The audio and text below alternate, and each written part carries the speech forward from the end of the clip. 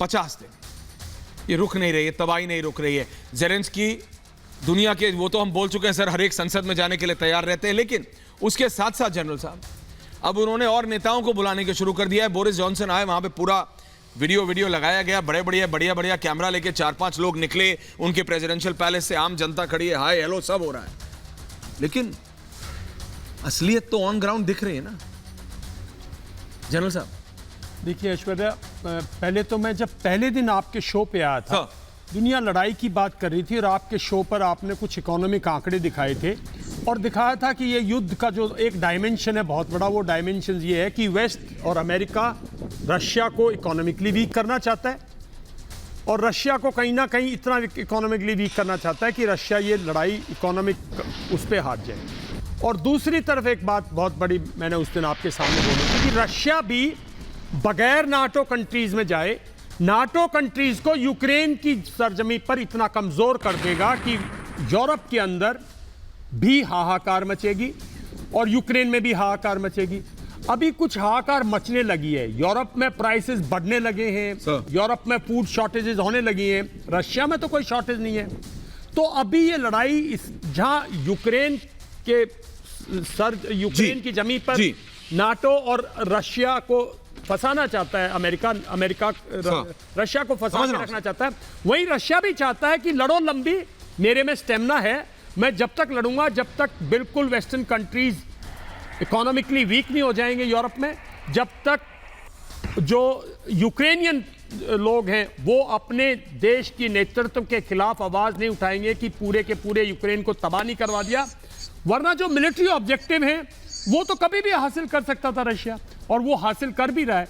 तो मेरा अपना मानना यह है कि ये लड़ाई का असली मुद्दा जो हमने पहले दिन यहाँ एक दिन डिसाइफर किया था कि इसमें कहीं ना कहीं लंबी इकोनॉमिक वॉर है, वो सारी चीजें हैं और वो सारे ग्राफिक है। हेमंत आप दोबारा आज चला सकते हैं, तो वही चीज नजर आ रही है। बिल्कुल जनरल, आ रहा हूं आपके पास। कर्नल सिंह, हमने पेट्रोलियम का बताया अपने दर्शकों को, कैसे सैंक्शंस लगा के भी रूस को मुनाफा हो रहा है।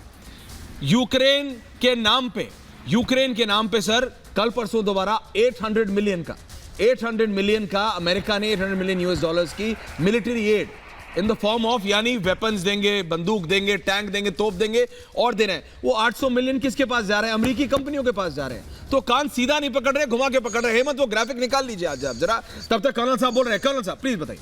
देखिए, हम शुरू से ये बात कर रहे हैं, आपने 800 मिलियन दिए, आपने इससे पहले भी दिए, उससे पहले भी दिए, उससे पहले भी दिए। आपने पहले सैंक्शन लगाई, फिर आपने बड़ी सैंक्शन लगाई, उसके बाद आपने सख्त सैंक्शन लगाई। रिजल्ट क्या हुआ? रिजल्ट, आपकी लड़ाई रुकी नहीं। दैट मीन्स आप ये लड़ाई रोकना भी नहीं चाहते। सबसे बड़ी बात यह है। क्यों? आपने बिल्कुल ठीक बोला, आर्म्स बिजनेस जो चल रहा है। चलिए कोई बात नहीं, मैं तो कहता हूं 2 मिनट के लिए, ये इन लोगों की प्रॉब्लम है, इनके यहाँ खाने की चीज मिले ना मिले, महंगाई बढ़े ना बढ़े। मैं मुझे ये बताइए, मेरा देश क्यों सफर करे तुम्हारे चक्कर में? और तुम्हारे लिए मैं आंसर क्यों करूं कि मैं वहां से पेट्रोल कितना लूंगा, कब लूंगा, कैसे लूंगा? Who are you? Who are you to question us? Who is US to question us? कि मैं आपको ह्यूमन राइट्स के पॉइंट ऑफ व्यू से आपको मैं ऑब्जर्व करूंगा। करो ना ऑब्जर्व, हम भी आपको ऑब्जर्व करके आपकी मदद करेंगे कि हम आपको बताएं आपने इराक में क्या किया, आपने वियतनाम में क्या किया, आपने अफगानिस्तान में क्या किया। हम आपकी मदद करने के लिए तैयार हैं। We will put special teams to investigate कि आप लोगों ने वहाँ क्या किया है। देखिए, सबसे बड़ी प्रॉब्लम है, लड़ाई इन 3 के बीच की है। ज़ेलेंस्की तो चलिए खैर बीच में बेचारा फंस गया, बलि का बकरा बना हुआ है। मैं इसलिए बोल रहा हूँ, चलो बेचारा भी बोल दिया मैंने इसीलिए। लड़ाई तुम दोनों की, और तुम चाह रहे हो कि सफर पूरी दुनिया करे। मैं आज कहता हूं कि पूरी दुनिया ऑल्सो समझदार क्यों नहीं हो रही। ये सिर्फ आपके चैनल पर बैठ के हम ही डिस्कशन क्यों कर रहे हैं? क्यों यूएस में डिस्कशन नहीं हो रहा?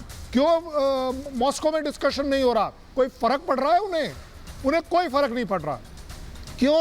क्योंकि तीसरी कंट्री की जमीन के ऊपर लड़ाई हो रही है, दैट इज यूक्रेन।